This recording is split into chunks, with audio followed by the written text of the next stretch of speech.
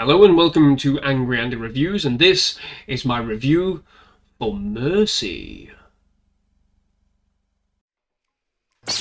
Angry Andy. Angry Andy Reviews. Angry Andy.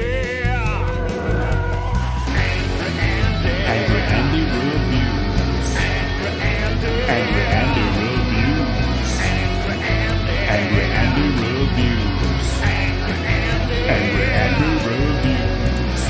Don't make me destroy you.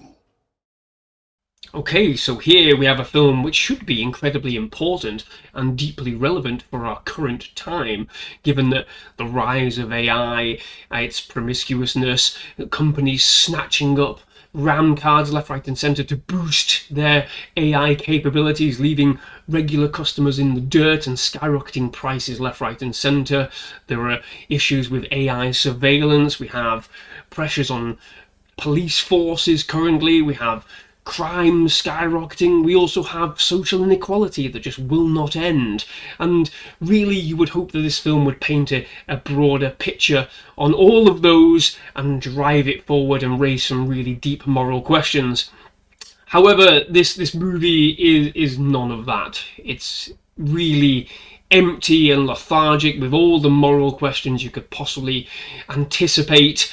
It's not Minority Report by any stretch of the imagination. This is a poor imitator of that great movie where all sorts of issues were brought up. The direction, the quality of the performances in that movie. There is nothing here of any of that. And yes, it's not the same kind of movie, but it is, in a way. It's just a poor imitating version. Oh, there it is. There it is. So like I said, this movie is about an LAPD, because it's always LAPD, isn't it? Homicide detective called Chris Raven, who wakes up in a chair and is face to face with an AI judge who wants to basically execute him for the murder of his wife. Now the problem with this movie, for a large portion of it, is that Chris Pratt is just sat in a chair for long periods, waffling dialogue which has zero impact, zero intelligence, or any amount of cleverness to it. It's, oh my word, just sitting there watching somebody in a chair waffle nonsense for 90 minutes is not a great experience.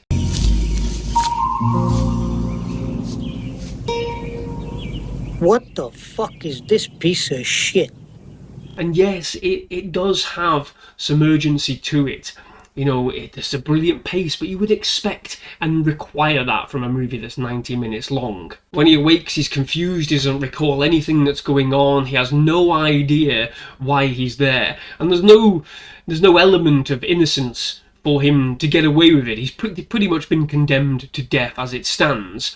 And he has to, within these 90 minutes, and it plays out in real time, try and convince this AI judge that he is absolutely innocent. Now, so the first question is, if this is an AI judge, and given what we know about AI at our current time frame and how quickly it's able to provide answers, whether they be slightly confused or bang on, is relatively instantaneous. So why it takes 90 minutes for a judge to make a fucking decision, an AI-based judge for that matter, is baffling in the first instance. Don't insult my intelligence. Why does it have to be an AI judge? Why can't it just be a normal judge, to really ramp up the tension, like we've seen in many courtroom dramas before? It smacks of, this is a good idea, let's do this because AI is important at the moment. But instead, it raises more questions than it gives answers. Like I said, the pacing is alright, the revelations come thick and fast, and everything feels, somewhat decently handled.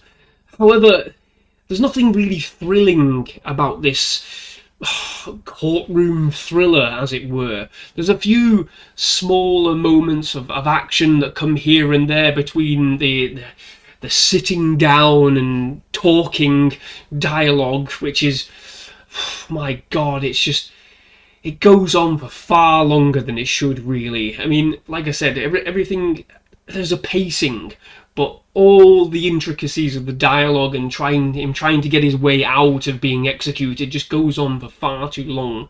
We should have had anything else really that would have been more interesting than what we're given of him just sat there constantly like this. I didn't do it, this is why, you know, it was boring. There you go. It's boring. It really is a boring movie.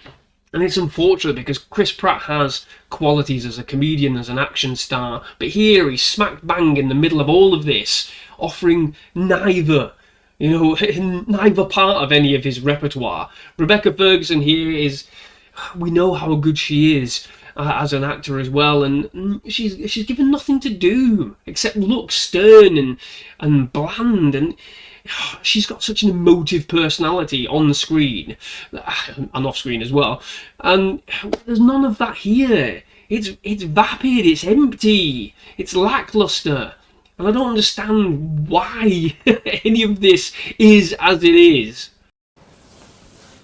I don't know.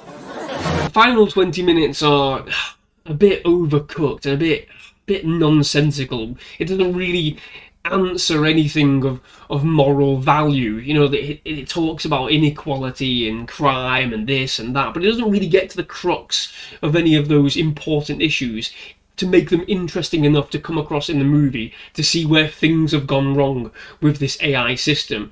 Like with Minority Report, we had this broad revelation towards the end of Minority Report, and it even tells us, you know, the amount of people that were forgiven and released. No, this tries to do the same thing, but in a much more empty rhetoric that just doesn't quite fit at all, and it, like I said, it's just completely nonsensical and ultimately ridiculous. Like I said, there's no sort of mass revelation at the end of the film whether any of this is justified or overpowered. It's just a frustrating mess of a movie, right? Really, really frustratingly, to the point where you just sat there, despite its pacing, you're waiting for the film to just get on with its decision and so it can fucking end.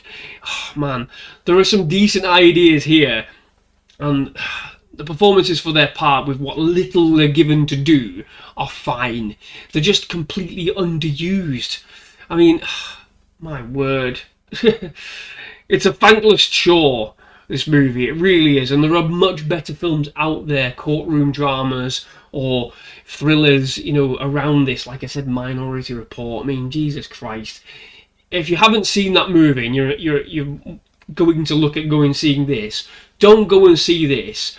Go and rent Minority Report, or better yet, just go and buy it, because it's a superb movie that really does challenge you as a viewer and presents, you know, a lot of the same issues and questions raised in this film, and it's just a lot more fucking better, well done in general. So I've got nothing more to say on this. It's far too serious. It's not fun. Oh my word! It should just this probably should have been a streaming movie, but alas, I don't even think it's worth your time when it gets to streaming either. So there you go. That's my review for Mercy. Oh, please give me mercy to have the memory of this film just purged from my brain. Please, show some mercy. Mercy? I'm afraid that my condition has left me cold to your pleas of mercy. Oh, never mind. But there you go. Have you seen this film yet? Did you suffer punishments just as much as I did watching this? Were you begging for mercy by the end? Let me know your thoughts in the comment section down below. Thank you very much for watching. If you enjoyed this video, please do give it a like and subscribe to the channel for more reviews like this one. My word, January. We really are in the doldrums of movie releases, aren't we?